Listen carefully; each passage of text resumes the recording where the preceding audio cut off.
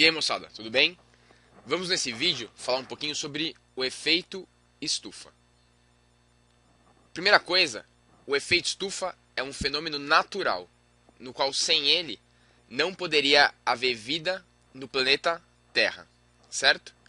O problema, a gente vai ver, é quando esse efeito estufa ele é intensificado. Então vamos entender um pouquinho melhor isso.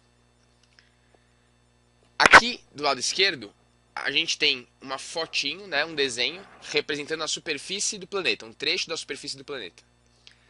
E aqui a gente tem uma camada de gás carbônico, certo? O gás carbônico, ou dióxido de carbono, ele não é o único gás responsável pelo efeito estufa, mas é um dos principais. Ou melhor, ele é o principal responsável, devido à maior concentração dele na atmosfera. Então, o gás carbônico, ele forma uma camada, certo? Aqui, próxima à área superficial da Terra. O Sol, ele envia para a Terra radiação, principalmente na forma de radiação ultravioleta, UV. Essa radiação, quando é refletida pela superfície da Terra, ela é refletida principalmente na forma de calor, que é radiação infravermelho.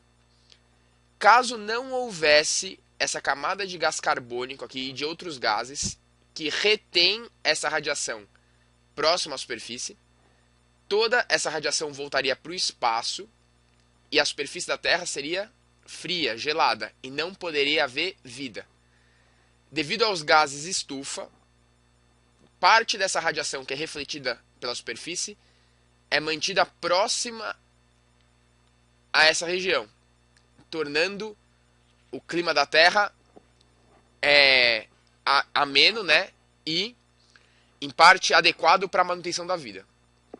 Por que chama efeito estufa? Efeito estufa porque é o mesmo efeito que a gente observa nas estufas de plantas, estufas vegetais. O Sol manda a radiação, somente sob a forma de radiação ultravioleta, e uma vez que a radiação é refletida internamente, na forma de infravermelho, principalmente calor, a estufa vai manter essa radiação próxima à superfície, aumentando a temperatura aqui na região interna dela, tornando adequado para desenvolvimento das formas de vida aqui dentro. O problema é quando essa camada de gás carbônico e de outros gases estufa se torna espessa demais, devido a uma elevada concentração. Nesse caso, a retenção de calor próximo à superfície fica cada vez mais intensa, cada vez maior, levando a uma intensificação do efeito estufa e um aumento das temperaturas médias globais, que é o que a gente está vivendo atualmente. Então, quais são gases intensificadores do efeito estufa? Gás carbônico, o principal deles, CFCs, clorofluorcarbonos, o metano e o N2O. Então, o gás carbônico não é o único, é o principal. Mas, da onde vem essa intensificação do efeito estufa? Por que está aumentando essa camada espessa aqui de gás carbônico? Principalmente devido à queima de combustíveis fósseis, certo? Os combustíveis fósseis são aqueles derivados do petróleo, como por exemplo, gasolina, o diesel, carvão mineral. Esses combustíveis, ao serem queimados, ao reagirem com gás oxigênio, que é um comburente, vão ser transformados em gás carbônico e água, certo? A queima de combustíveis fósseis aliado ao desmatamento acabam aumentando a concentração de gás carbônico na atmosfera. Porque você está desmatando, então você está reduzindo a população vegetal que poderia absorver esse gás carbônico, fixar esse gás carbônico durante o processo de fotossíntese. E, além da queima de combustíveis fósseis, que contribui para a liberação de gás carbônico na atmosfera, a gente tem também a calcinação do calcário, do carbonato de cálcio. A calcinação do calcário, do carbonato de cálcio, é um processo de aquecimento e de decomposição térmica, no qual o carbonato de cálcio é decomposto em óxido de cálcio e gás carbônico, CO2. Esse processo é muito utilizado na produção de cimento, principalmente do cimento Portland, utilizado nas construções civis em larga escala. O óxido de cálcio e o calcário são utilizados na confecção do cimento. Essa calcinação para a produção do cimento é a segunda atividade que mais libera gás carbônico para a atmosfera, depois da queima de combustíveis fósseis. Já tinha pensado nisso? que a produção de cimento também é uma grande responsável pela intensificação do efeito estufa? Sim, né? Porque a gente usa cimento em todas as construções civis, praticamente. Legal. Então, o que o efeito estufa pode causar? O efeito estufa, dentre outros efeitos, ou melhor, a intensificação do efeito estufa, pode causar um aumento da temperatura média do planeta, devido à maior retenção de calor próximo à região superficial.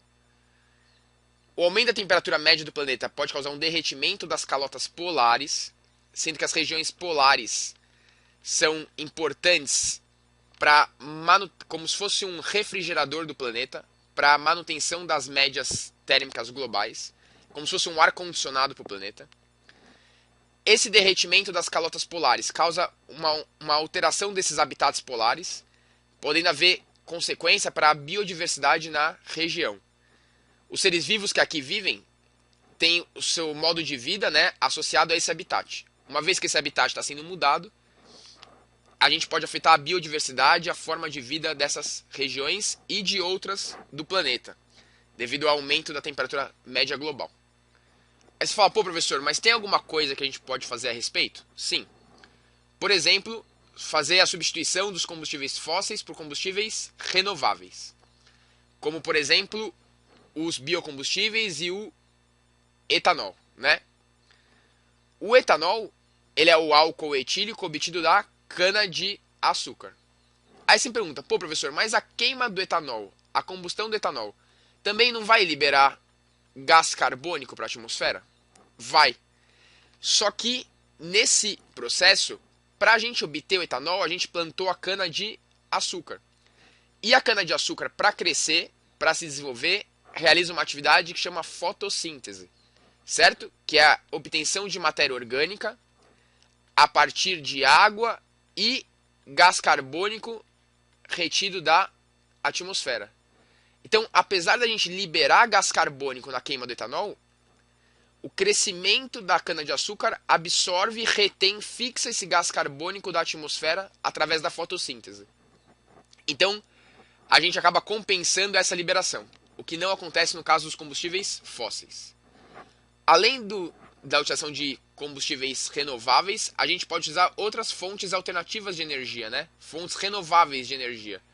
Como, por exemplo, a energia eólica, que se utiliza do movimento dos ventos para gerar as hélices dos moinhos e converter a energia cinética aqui em energia elétrica, e também os painéis solares, né? A energia solar, que eles captam a energia solar aqui e convertem essa energia luminosa em energia elétrica.